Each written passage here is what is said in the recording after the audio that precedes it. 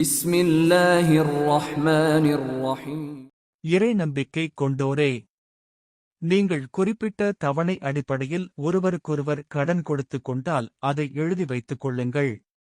உங்களுக்கிடையே எழுதுபவர் நேர்மையாக எழுதட்டும். அவருக்கு அல்லாஹ் கற்றுக் கொடுத்ததைப் போன்று எழுதுவதற்கு அந்த எழுத்தர் மறுக்காது எழுதிக் கொடுக்கட்டும். கடன் பெற்றவர் எழுதுவதற்கான வாசகம் சொல்லட்டும். அவர் தனது இறைவனாகிய அல்லாஹ்வை அஞ்சி நடக்கட்டும். அவர் அதிலிருந்து எதையும் குறைத்துவிட வேண்டாம். கடன் பெற்றவர் விபரமற்றவராகவோ அல்லது பலவீனமானவராகவோகவா அல்லது வாசகம் சொல்வதற்கு இயலாதவராகவோ இருந்தால் அவருடைய பொறுப்பாளர் நேர்மையாக வாசகம் சொல்லட்டும்.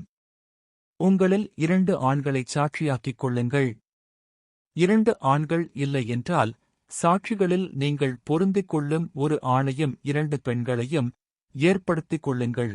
ஏனெனில் அவ்விருவரில் ஒருத்தி தவறிழைத்தால் மற்றொருத்தி அவளுக்கு நினைவுபடுத்துவாள்.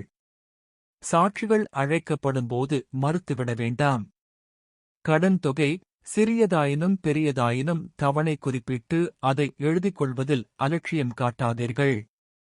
இது அல்லாஹ்விடம் மிக நீதியானதும் சாட்சியத்திற்கு மிக உறுதியானதும் நீங்கள் சந்தேகிக்காமல் இருப்பதற்கு நெருக்கமானதும் ஆகும்.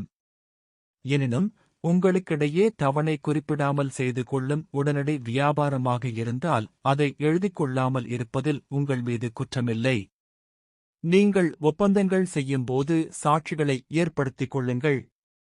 எழுத்தரோ சாட்சியோ துன்புறுத்தப்படக்கூடாது. அவ்வாறு செய்தால் அது உங்கள் மீது பாவமாகும். அல்லாஹ்வை அஞ்சிக் கொள்ளுங்கள். அல்லாஹ்வே உங்களுக்கு கற்றுத் தருகிறான். ஒவ்வொரு பொருளையும் அல்லாஹ் நன்கறிந்தவன். இந்த வீடியோ உங்களுக்கு பிடித்திருந்தால் லைக் பண்ணுங்க, ஷேர் பண்ணுங்க, கமெண்ட் பண்ணுங்க, சப்ஸ்கிரைப் பண்ணுங்க. السلام عليكم ورحمة الله وبركاته.